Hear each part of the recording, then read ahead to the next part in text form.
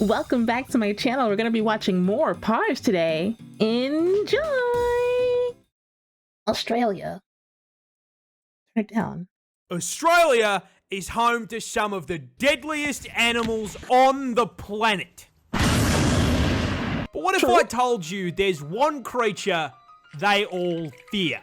An invasive species, millions strong, wiping out native animals that we are locked in combat with to this very day. What kind of vile beast is capable of spreading such reckless hate? It's like we know it's a toad, The answer is this fat fucking toad. But how did this war begin? Well, to answer your question, we're gonna have to go way back. The year is 1866. How bad we could are a in the frog land be? down under, I love frogs. and our story begins the same way many tragedies do, with the British.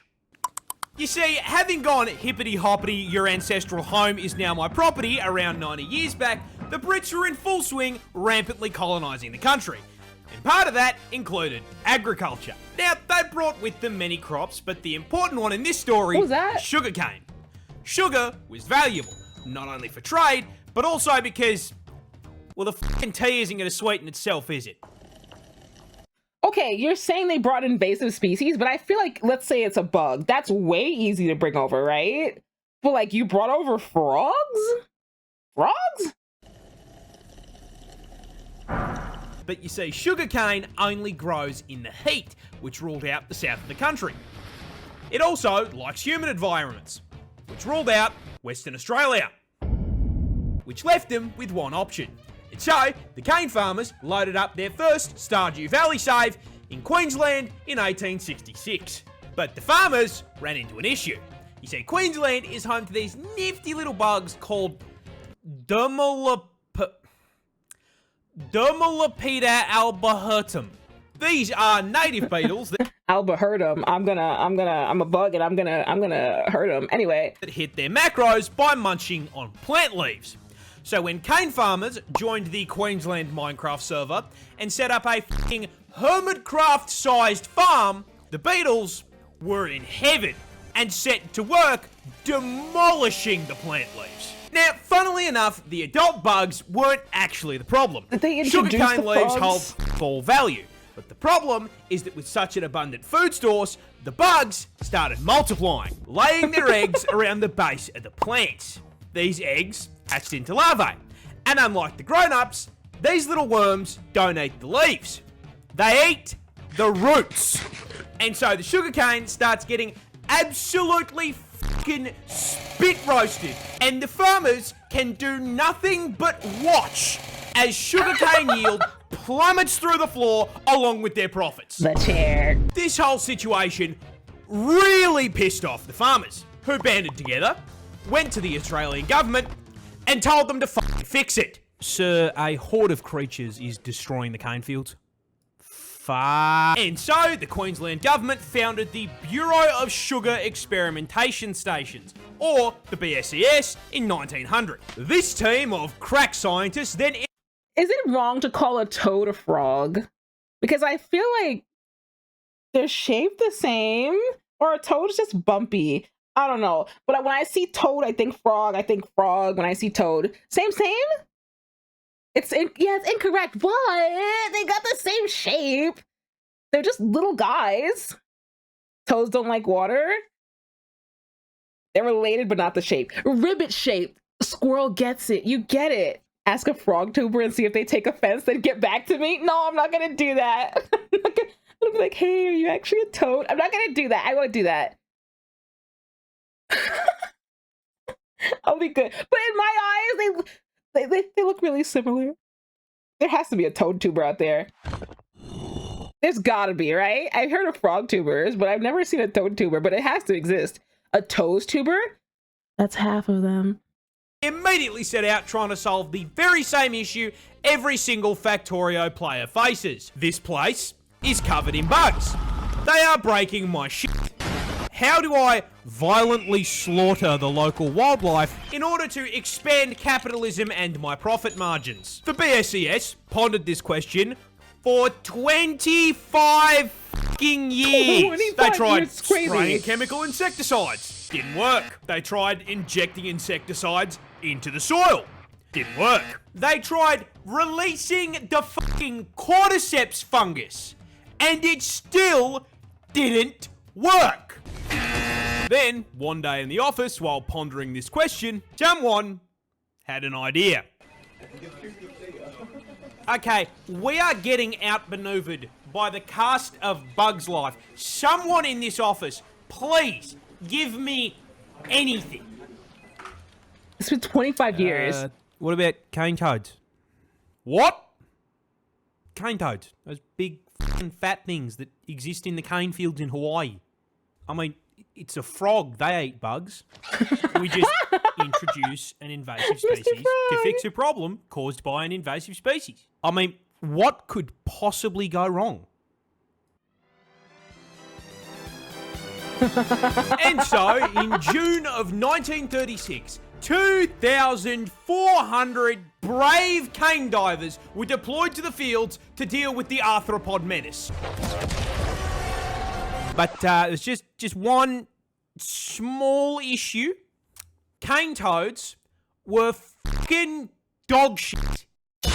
Yeah, funnily enough, But they're not good? big, fat, slow, ground-dwelling toads were not exactly the smartest solution to deal with beetles that spend the majority of their adult life 6 meters off the fucking ground. It's over, Anakin! I have the high ground! On top of that, So, what I was thinking about earlier is that they're putting, like, all of these chemicals trying to kill these bugs. So I'm like, isn't that making them more resistant, first of all? But now, back to these toads, you didn't, like, test this? You just got 2,000 toads and called it a day? You just said good luck? You just shipped them out? That's it?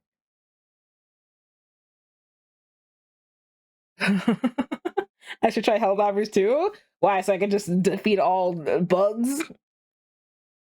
Why didn't they just get normal frogs? That's also a great question. I wonder if they will talk about that. I have no idea. Because regular frogs are, you know, very hoppy, very, very active, and they get in the water. Maybe toads don't have long tongues? But then why did they look into this? Like, it's look at creature. You've studied creature. You know creature exists. There has to be info on it. Is it? I don't know. Yes, Beats, yes. Research is still done. They know these things exist. They were able to transport all of these. They had to go grab them. They know something about them. They knew they existed.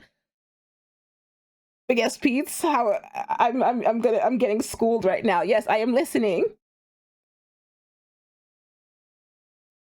Also, I don't know if that troubles beetles, Brett.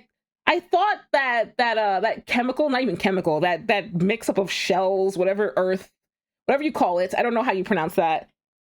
I'm pretty sure that's for ants and other things, but it's made up of beetle shells and whatnot. It gets 2,000 times worse.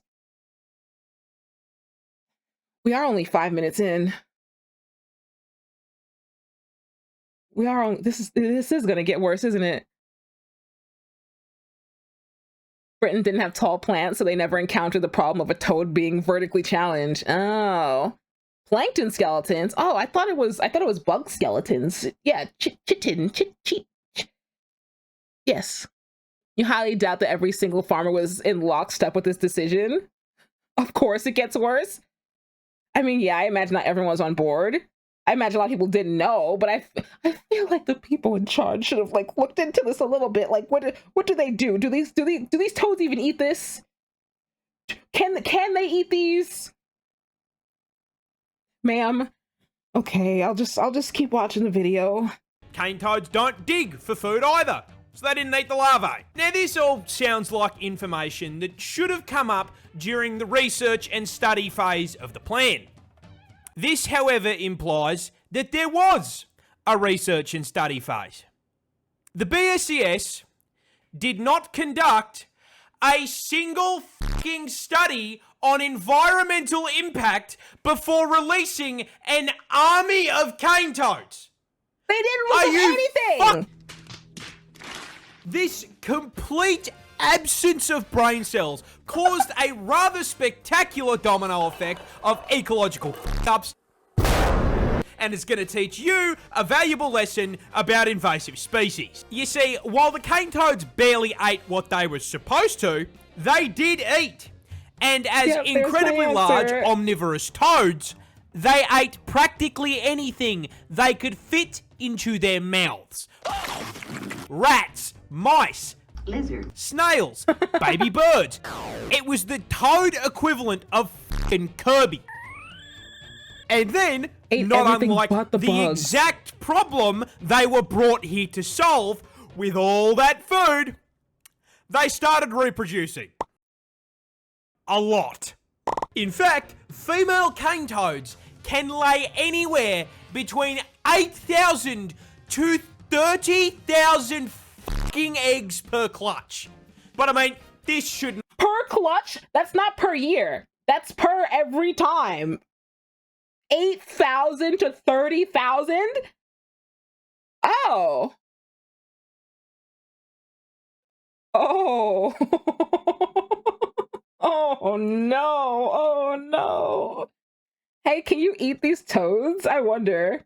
If they're edible, you got like a good food source, mayhaps, maybe not, I don't know. Not be too much of a problem. Australia is home to some of the deadliest creatures on the planet. Surely, the local wildlife has this under control. Right?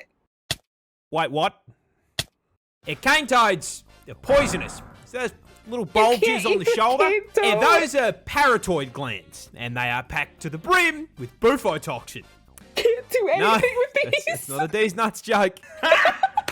Got him! Now, whenever the adult toads are threatened, they will squirt this white, sticky fluid out of the glands. And when ingested, it does two things. One, makes you trip absolute balls thanks to the hallucinogenic bufotenin. And two, the other ingredient, bufogen, just straight up gives you a fucking heart attack. Fantastic. It's important to note that this toxin is also present in their eggs and tadpoles. Now, in their natural habitat, this isn't as much of a problem because everything around them has had thousands of years to get good and deal with this f***ass poison build by either developing immunity or learning to eat around the glands. But Australia is not their ecosystem, and despite all of the deadly animals we've got, they have had a grand total of 5 minutes to adapt to the presence of the fucking Calid toad. Now, quick question for the class. What happens to an animal population when there is nothing to eat it? It gets bigger. And so, shortly after being introduced, a rapidly expanding tyrannid swarm of toads began to spread across the country. The BSES noticed this and, did fucking nothing.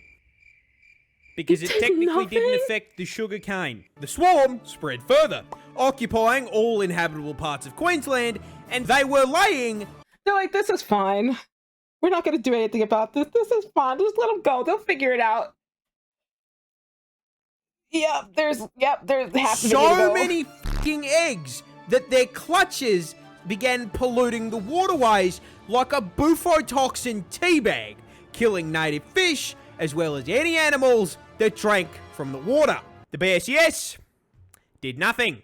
Those eggs hatched into tadpoles, which started killing more fish.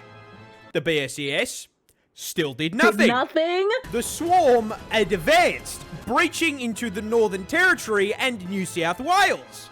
When questioned, the BSES insisted the toads were doing their jobs and everything was fine.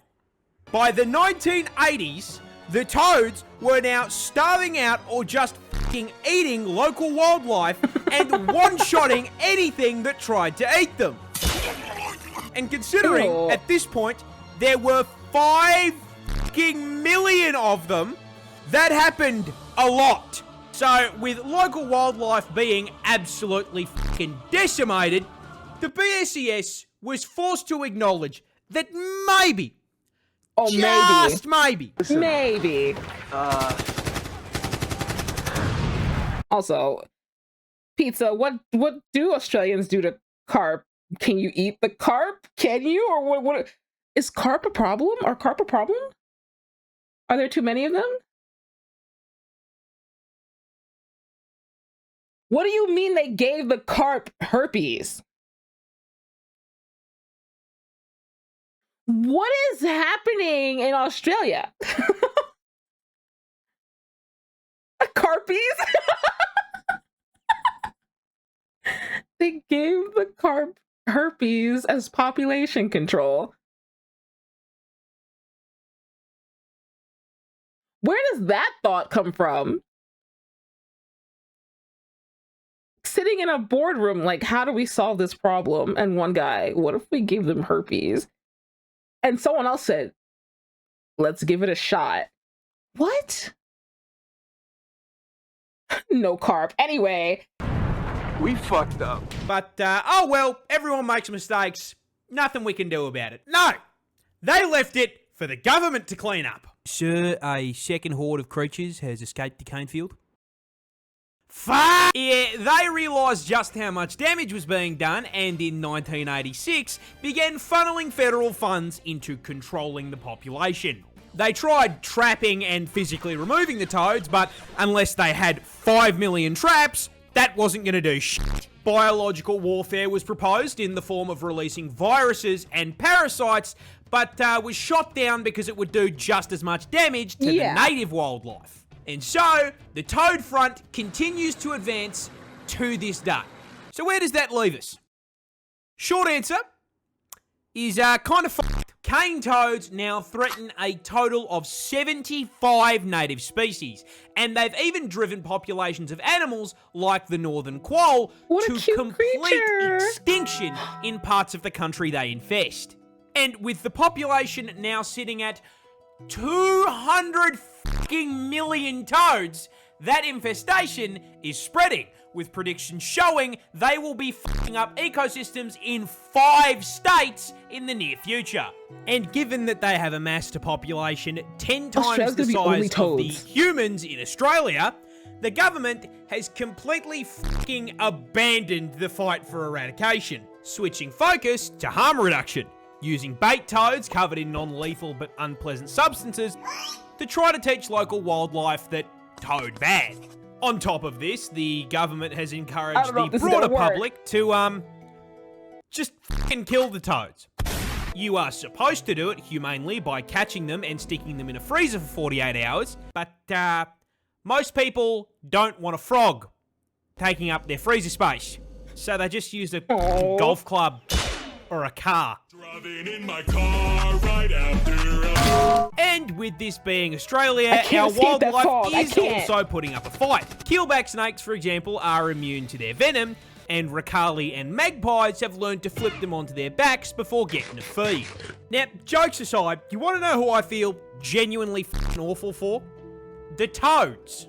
They didn't ask for any of this. They did not ask for any of this. They just got dumped onto a random island and did their thing, and now they are being actively hunted. No.